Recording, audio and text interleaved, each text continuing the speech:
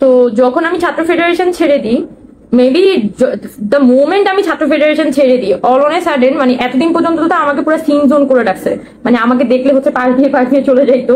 তারপর আমার মেসেজ কখনো সিন করতো না, আমার ফোন কখনো পিক করতো না। মানে এই যারা হচ্ছে বিশেষ করে ছাত্র শক্তি ওই কোরআনের লোকজন আছে আমার, মানে এদেরকে তো আমি একদম, ওরা যখন ফার্স্ট ইয়ারে আসছে এক একজন, তখন থেকে আমি চিনি।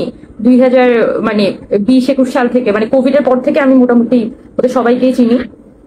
সো সেই জন্য আমি বলতেছি আর কি যে আমি যেহেতু সিনিয়র ছিলাম, ইউনিভার্সিটি সিনিয়র, সেই হিসেবে ওদের সবাইকে আমি কম বেশি চিনতাম।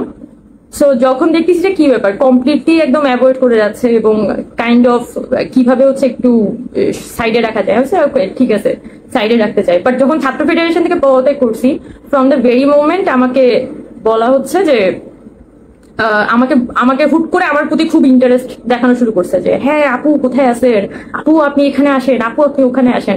আই এম লাইক ওকে, মানে হ্যাঁ হুট করে আমি খুব ইম্পর্টেন্ট হয়ে গেছি হয়তো মানে, এবং সাথে সাথে ইন অ্যান ইনস্ট্যান্ট আমার আমি দেখতে পারলাম যে আমার জুলাই অভ্যুত্থানে অবদান অনেক বেড়ে গেছে।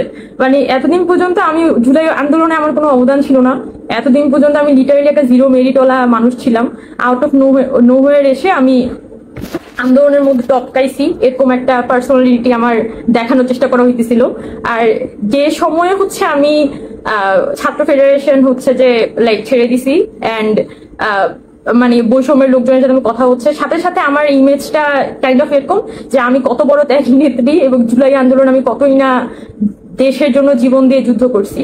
এন্ড আমি ওকে, আমি কাজ যেটা জুলাই মাসে করছিলাম সেটাই আমার কাছে, এটা অনেক বেশি কাজ করছি এরকমও মনে হয় না, অনেক কম কাজ করছি এরকমও মনে হয় নাই। আমার কাছে মনে হয়েছে আমার যে কাজটা করার ছিল আমি সেটাই করছি, না বেশি করছি না কম করছি। সো যখন একই মানুষ আপনাকে 5 দিন আগ পর্যন্ত, ধরেন আগস্ট মাস সেপ্টেম্বর মাস, এই 2 মাস আপনি হচ্ছেন যে জুলাই আপনার কোনো অবদান নাই, আপনি আউট অফ নোওয়্যার এসে উড়ে বসছেন, এবং 2 দিনের মধ্যেই আপনি হচ্ছেন ন্যাশনাল হিরো, মানে আপনি সব করছেন, আপনি অনেক বড় নারী নেত্রী, এরকম একটা ইমেজ দাঁড় হয়ে যায়। তখন it's seems funny and fishy. তো যাই হোক, এই ঘটনাগুলো ঘটছে।